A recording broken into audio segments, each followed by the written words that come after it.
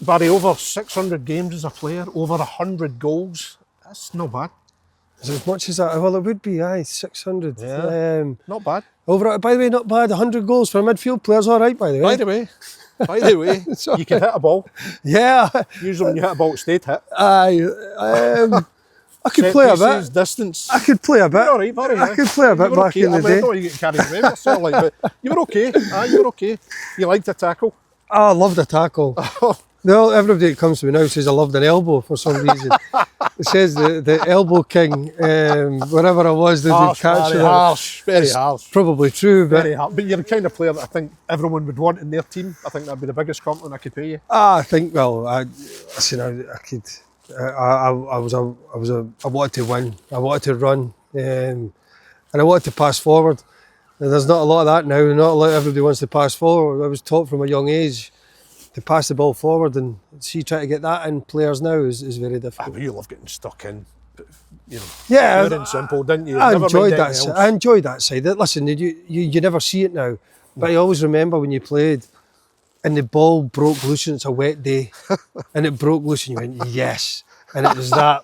Oh, I miss that, you know. Yeah. You could see them, people going, oh, and you used to see it happening, and you'd see it breaking, and you're going, right, come on then, let's go. And it was that boom.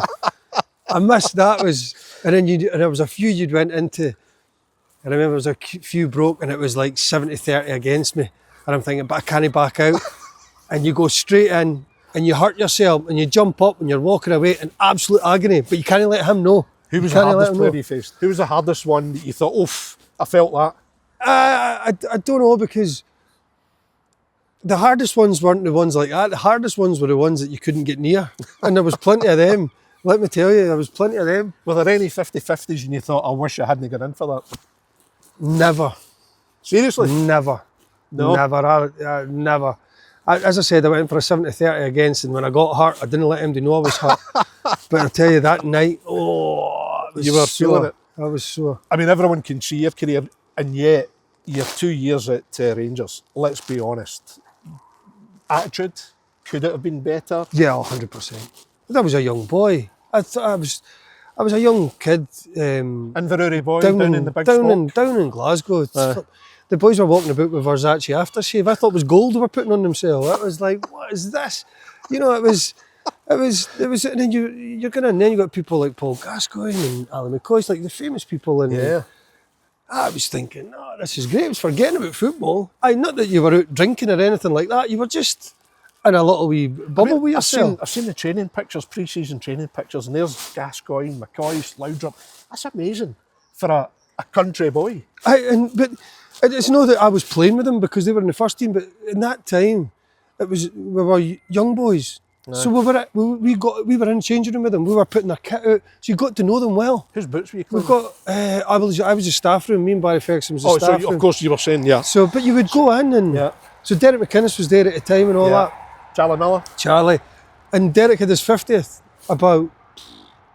What was Dell now? 50? Was it 2 years ago? 3 years ago? Aye. So me and Mrs drove down to go to it. I was coming back, so we drove down and back up in the day because I had someone on the next day. So she drove and I had a couple of beers with. So there was Derek, there was Tony Dock was there, McCoy was there, Chiranti was there, Big Oz, Craig Moore was there. So it was like it was Dell's fit. Oh my God! I swear to God, I was sitting back in the car, right, and my missus was looking, was going, "What's wrong? My jaw's sore." I feel laughing. I said, I can't stop. I was just bursting out laughing at all the stories, you know. What a day it was at Derek's 50th. See, when you left Rangers, what did Walter say to you? Was there any? No, I never really did. No, I never really dealt with Walter. It was the younger coaches like John Brown and all that. What did they say to you? Barry, come on now. You just need to start working harder. So basically what happened was then I came back up to Aberdeen and then I was helping my dad out, and then he phoned Steve Paterson and asked him if I could go up in a trial. What were you helping your dad out with? What was the... He's a builder. A builder? So you were labouring? I was labouring for about, must have been 2-3 months. No, about a month maybe. And then Steve Paterson invited me up, so I went up, trained, played a game, and then Steve Paterson said, right, we'll give you a 3-month contract. And that was it. I had a 3-month contract, and then after that he gave me a year. So you were labouring with your dad then Steve Paterson gave you the chance to lay the foundations for this year's career. Yeah. See what I did there? You Yeah. like that? Okay, I'll move on fast. Barry. It wasn't the greatest. I mean, your career thereafter progresses so well, so dramatically. Great times at Inverness. You beat Celtic in the Scottish Cup. I was there that night. I never played. No, the second one, 2003. Oh, so I did, I did play in that. There's so many games. There's so many So games. many. You're getting blasé now, aren't you? So many games. Brilliant night. Absolutely fantastic. I mean, Dennis Winans ducks the media after the game. Yeah, He it's didn't Dennis for face you. it. Incredible. It's Dennis for you. You go to Dundee United, Scottish Cup final. Celtic signed you January 2008. Tell me, what's going through your mind at that point? I've cracked it, I've made it. I had a chance to go to England for other clubs and a chance to go to other clubs, but I always wanted to go and play. Who? Like who? In the champ. I'm trying to remember now. I knew you were going to ask that. Was it Fulham that came in? I think Fulham maybe came in. Aye. I think Nottingham Forest came in. I think. Good clubs. I can't remember. And but I knew I wanted to go and play in the Champions League. I thought it's always, ever since I was young, it's always been a European thing for me. I was lucky enough to do lots of help. Derek McGregor coaching it. I managed to manage it in the group stages of it. I managed to probably play over, I don't know, 20, 30 games in it. Aye. I always loved Europe. I loved the European thing for some reason or another. I don't know what it is. And that Champions League music, it's because you know yourself, every Tuesday, Wednesday night into the missus is kicking off. You're away through and the music's on and you're football again. And it's that music, innit? Aye. And then you hear the music with your cup of tea. And then your cup of tea and a couple of biscuits. Outstanding. And then the music comes on and then it's the next game and then they take this red screen now and you can go and watch 100 games. I'm like, watch that one. But I want to see that one. Do you know what I mean? It's not fair. You should just give you the one game. So no, I always loved the European Can you thing. remember going for your signing talks with Gordon when he was... Actually, like you got all this thing now when you're trying to sign a player and you've got agents involved and you need to do Zoom calls and you need to do this and you present this and you're doing this and we're trying to make everything right for the family and all the getting. Yeah, and I understand all that. What did you get? Got nothing. Nothing? I got nothing. Really? I was a deal done. And then I didn't even speak to Gordon on the phone, nothing. I got all the way down to Celtic Park, we're training. I got a message through saying, not even for Gordon, what time to train at. So I went, right, okay, made sure I got down there early. Walks in the front door at Celtic Park, just had my boots in my hand, a black bag. And then I says, oh, look, Barry Robson, I'm here to train, basically. Yeah, and then somebody says, oh, here's, the gaffer wants to see you. So I went through and I walks in and Gordon's sitting there, Gaz Pendy, and what do you call him?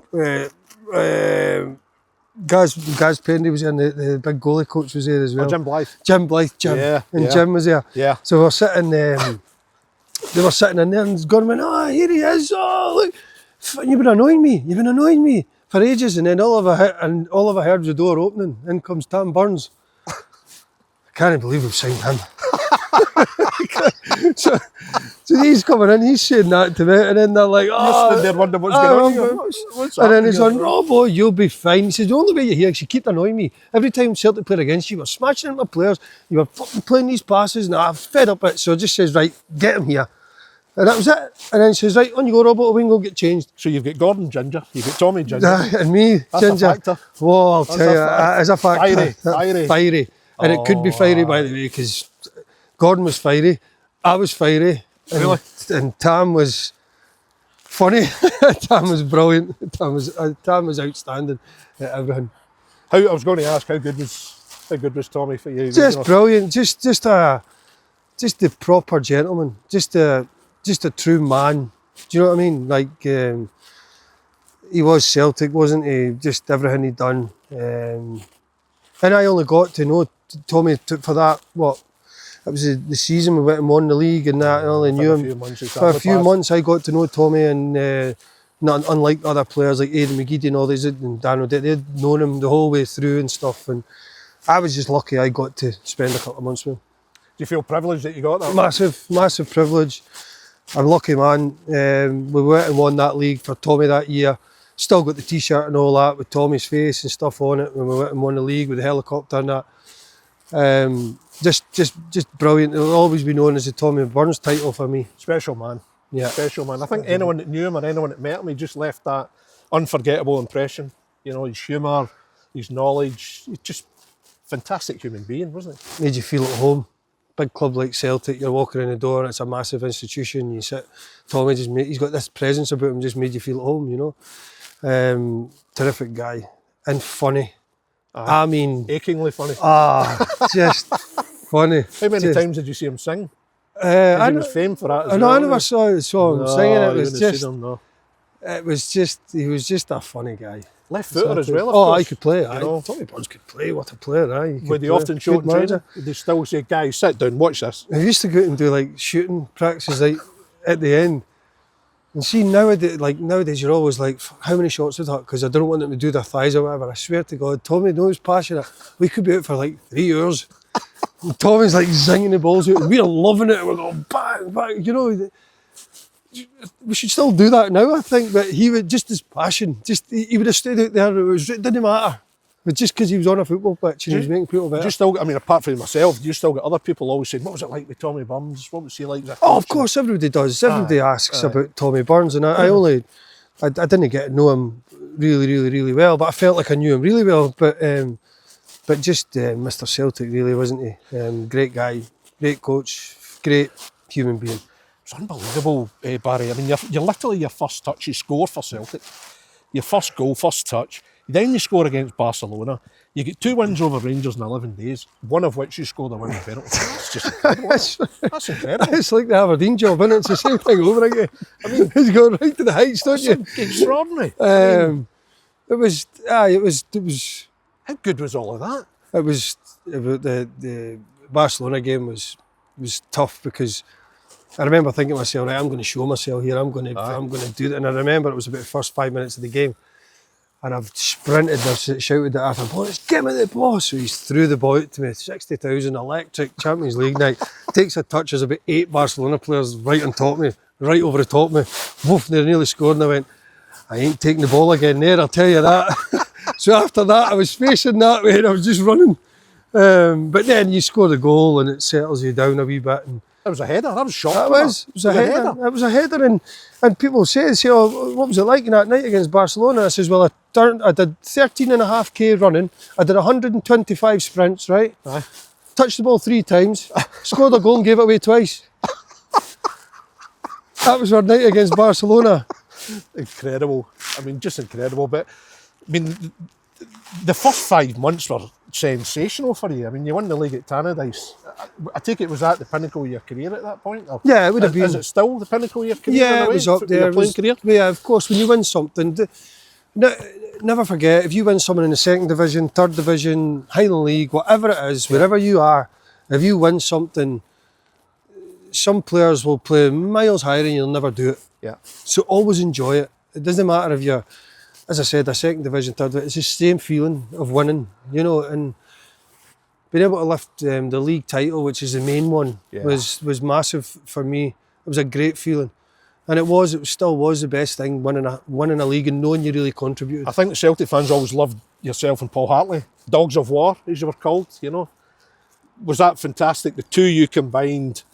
I think people would think of myself and Paul or whatever, and we were good football players, by the way. Were. See, when you see these boys and you think of go and win it, we could pass the ball forward, we could run, we could score goals, score, like Paul Hartley.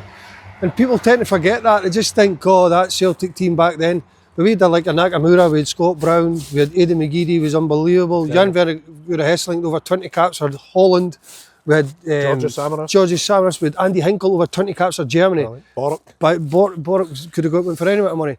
We could play, by the way. Don't be fooled by that. We're a side that could play and we could win. If teams wanted to mix it, no problem. We'll mix it. We had it all. If you wanted to go and play football, we could play football. You want to go and mix it away at Motherwell, wherever you're going. Come on then. Let's have it out. We could do it all. Did you want to leave when Tony sold you? Tony Mowbray sold you?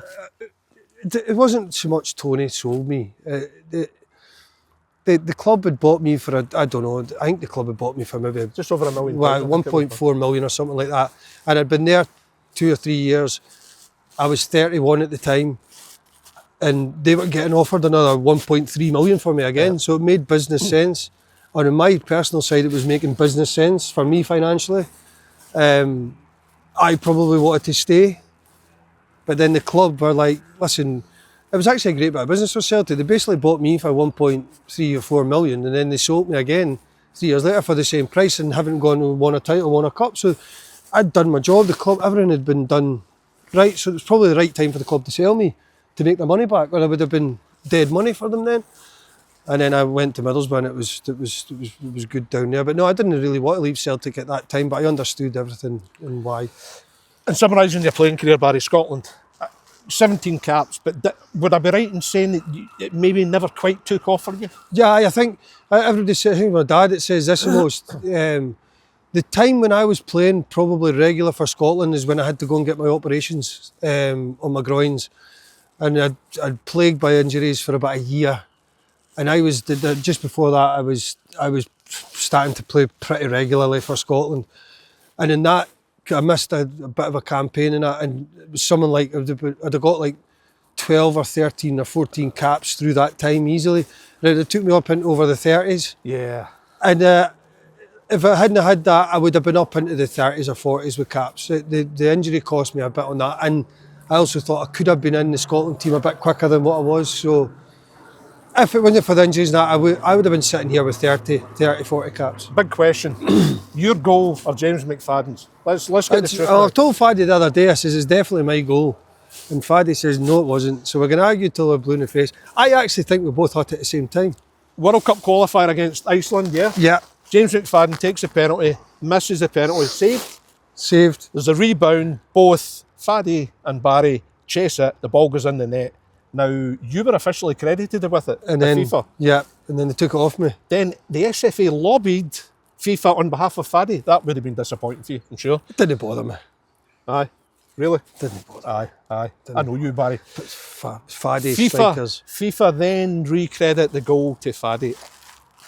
And it's nil pois in terms of goals for Scotland. I'm actually not sure I did score. Do you know what? I can't even remember now. I'm trying to think about it. Just give it to him. Just give it to him. At the time, I'm not sure. Faddy was adamant at the time. And you know what strikers are like. You know, him and Boydie and all these guys. So, no, it didn't. I think it must have been his. Because I would, you know what I'm like, I would never have gave it up if it was mine. So, no, it must have been his. Barry, I'm thrilled you're back in management. I wish you the very best. No bother. Thank you. Thank you. Cheers. Cheers.